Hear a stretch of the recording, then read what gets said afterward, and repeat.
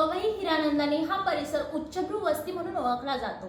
याच परिसरात पालिकेच्या जागेवर गेले 30 वर्षे जयभीम नगर ही झोपडपट्टी आहे। पालिकेच्या जागेवर 800 झोपड्या आहेत। पवईमधील हिरानंदानी येथील जयभीम नगर झोपडपट्टी या ठिकाणी 3 जून रोजी पालिकेने ही जागा पालिकेच्या मालकीची असल्याचा फलक लावला होता। 4 जून रोजी लोकसभा निवडणुकीचे निकाल लागल्यानंतर लगेचच 6 जून रोजी पालिकेचे अतिक्रमण निर्मूलन पथक पोलिसांच्या फौज फाट्यासह तोडक कारवाईसाठी पोहोचले असता रहिवाशांनी त्याला विरोध केला। या विरोधानंतर पोलिसांनी घरघरात घुसून तेथील रहिवाशांना बाहेर काढून लाठीचार्ज केला होता। भीमनगर या मागासवर्गीय बहुल वस्तीवर मुंबई महानगरपालिकेने बुलडोजर फिरवून ती उद्ध्वस्त केली। पावसाळ्यात कोणतीही तोडकी कारवाई करण्यात येऊ नये असे न्यायालयाचे आदेश असतानाही ऐन पावसाळ्यात कोणतीही पूर्वकल्पना न देता या ठिकाणी निष्कासनाची कारवाई करण्यात आली। या प्रकरणी भीम आर्मीचे राष्ट्रीय महासचिव अशोक कांबळे यांनी जय भीम नगर मधील आपल्या बांधवांची भेट घेतली। जय भीम। आज आम्ही पवई येथील हे हिरानंदानी आहे। VIP लोक या ठिकाणी राहतात। त्या ठिकाणी आपली वस्ती होती जयभीम नगर आणि गेल्या 30 वर्षापासून आपली वस्ती होती। आणि काल आपल्या या वस्तीवरती महानगरपालिकेने प्रायव्हेट गुंड घेऊन आले होते।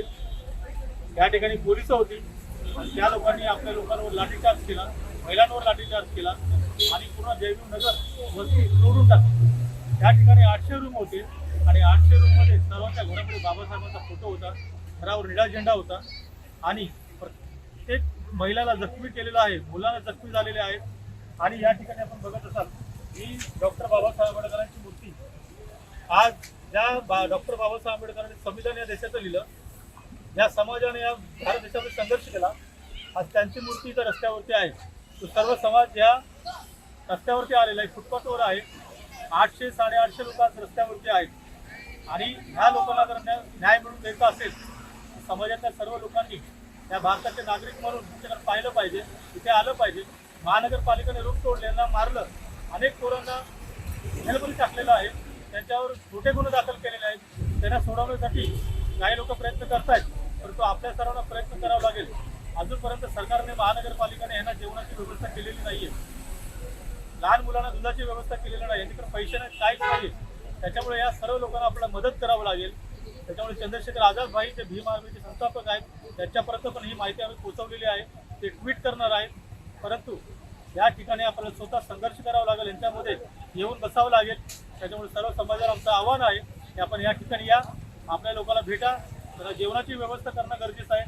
जे जखमी आहेत त्यांना हॉस्पिटलची आवश्यकता आहे आणि या ठिकाणी कुठलीच सेवा सुविधा नाही आहे। त्याच्यामुळे आपल्या सगळ्यांना संघर्ष करावं लागेल, लढावं लागेल।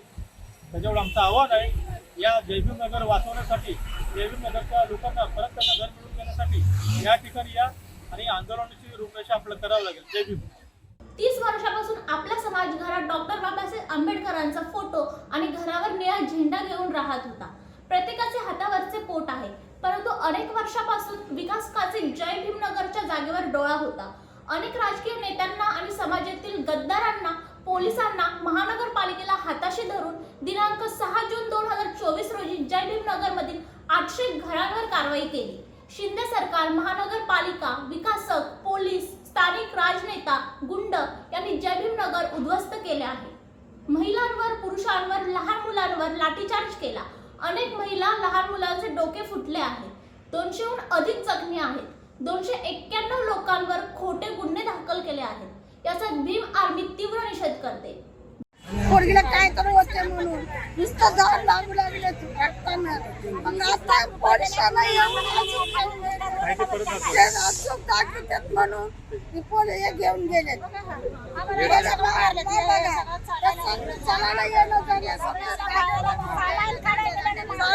भीम आर्मीचे राष्ट्रीय महासचिव तथा सक्सेस फाउंडेशनचे अध्यक्ष अशोक कांबळे यांच्या नेतृत्वाखाली पवई जय भीम नगरच्या 621 पीडितांना जेवण वाटपाचे काम करण्यात आले।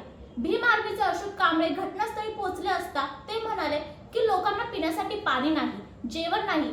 सर्व समाजाने या ठिकाणी येऊन आपल्या समाज बांधवांना मदत करावी।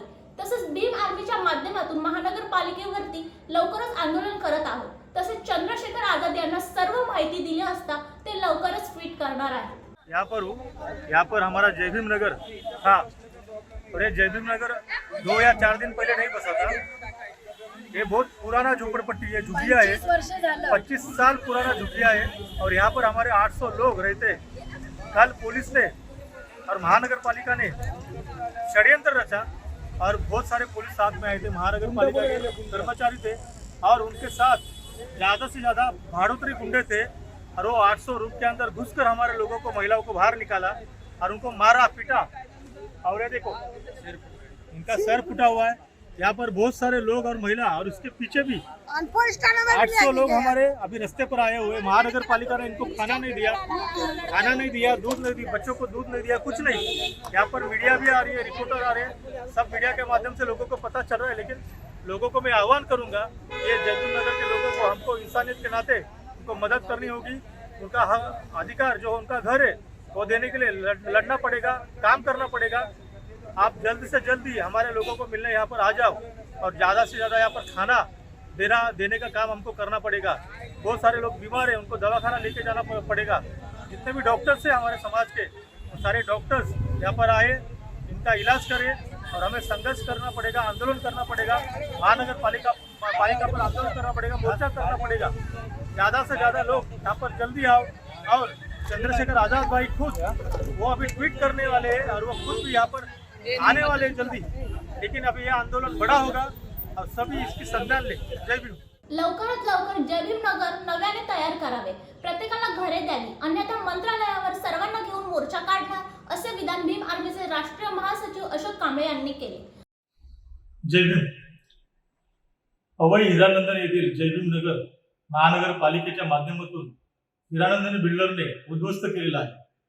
6 तारखेला ते उद्ध्वस्त केलं आणि आजपर्यंत 7 दिवस झाले। आजपर्यंत आपली जी लोक आहेत ती रोडवरती बसलेली आहेत, फुटपाथवर बसलेली आहेत, लहान मुलांना घेऊन पावसाळ्यामध्ये जगत आहेत, जिवंत आहेत। पण त्यांच्यावर जो अन्याय झालेला आहे त्या अन्यायाच्या विरोधाने त्यांना न्याय मिळवून देण्यासाठी भीम आर्मी रस्त्यावर उतरलेली आहे। उद्या सकाळी 11 वाजता भीम आर्मीच्या माध्यमातून त्या रहिवाशांसोबत आम्ही धरणे आंदोलन करत आहोत आणि जास्तीत जास्त संख्येने सर्व बांधवांनी सहभागी व्हावे त्यांना न्याय मिळवून देण्यासाठी। जय भीम, जय भारत। माणुसकीला काळिंबा फासण्याचे कृत्य करणाऱ्या या प्रकरणातील प्रशासकीय यंत्रणा व संबंधित व्यक्तीविरोधात कारवाई करावी। रस्त्यावर आलेल्या सर्व झोपडीवासियांची घरे त्वरित उभारण्यात यावी। रस्त्यावर आलेल्या सर्व रहिवाशांना तात्पुरता निवारा तसेच त्यांना सर्व मूलभूत सुविधा पुरवण्यात याव्यात। या मागणीसाठी भीम आर्मीच्या वतीने 14 जून पासून धरणे आंदोलन करण्यात येणार आहे।